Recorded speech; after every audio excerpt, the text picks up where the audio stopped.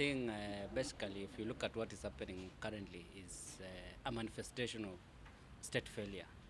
Yeah, generally, it's not about judiciary and IBC alone that are suffering from this crisis, but the crisis is widespread across all the other institutions. And it's just basically because you've gotten a regime or a government that does not believe in the new constitution that had tried to really bring reforms in the institution of governance.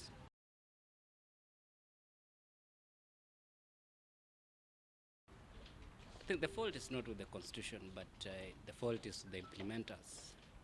Generally, Kenya has among the most progressive constitutions in the world, but we have implementers who are resistant, who don't want to really implement it, because if you implement it, it puts them to the scrutiny to live above or as per the constitutional demands. So these are just basically forces of conservatives who don't want to change and those who want to change fighting.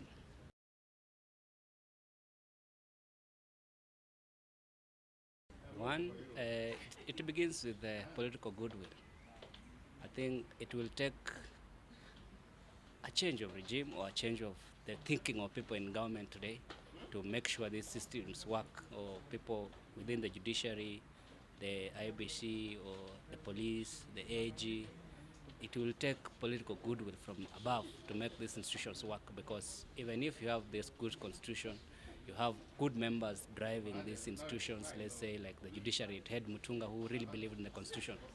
But he can't work in isolation. He needs the entire government to work with him. So if you have a government that does not believe in this constitution, it's just doing zero work. So it will begin with the government itself. Either you have a total change of the regime, or you have these people who should refigure themselves and say, we have a constitution to implement. That's where I think the beginning of making sure these institutions work can take place.